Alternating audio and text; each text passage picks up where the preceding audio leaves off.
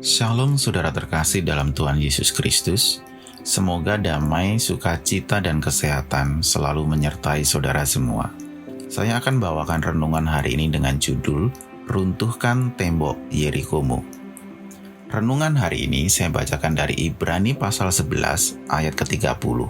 Begini bunyinya, karena iman maka runtuhlah tembok-tembok Yeriko setelah kota itu dikelilingi 7 hari lamanya. Efek dari pandemi corona perlahan tapi pasti sudah mulai terasa di kehidupan masyarakat. Tingkat pengangguran semakin tinggi akibat PHK.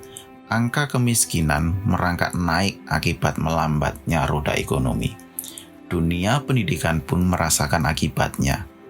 Sistem pembelajaran daring ternyata tidak berjalan efektif. Tidak hanya pelajar dan guru saja yang mengalami kesulitan, orang tua pun dibuat pontang-panting.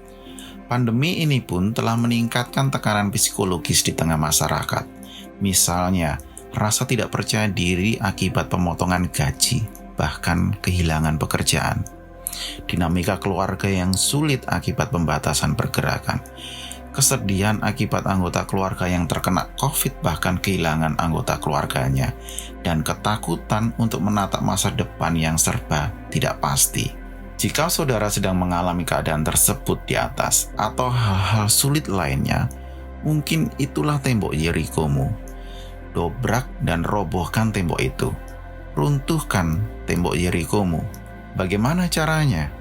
Pertama, ingat dan imani janji-janji Tuhan. Baca kembali Alkitabmu, baca kembali firman Tuhan. Seperti Yosua mengingat janjinya Tuhan dalam Yosua 6 ayat 2. Begini bunyinya, berfirmanlah Tuhan kepada Yosua, ketahuilah, aku serahkan ke tanganmu Yeriko ini beserta rajanya dan pahlawan-pahlawannya yang gagah perkasa. Ketika Yosua mendapat janji itu, Yosua tidak hanya sekedar percaya dan berleha-leha dengan santai menanti penggenapan janjinya Tuhan, tetapi ini yang menjadi poin kedua, yaitu melakukan perintah Tuhan. Artinya Yosua dan bangsa Israel bekerja keras dan didisiplin mentaati perintah Tuhan.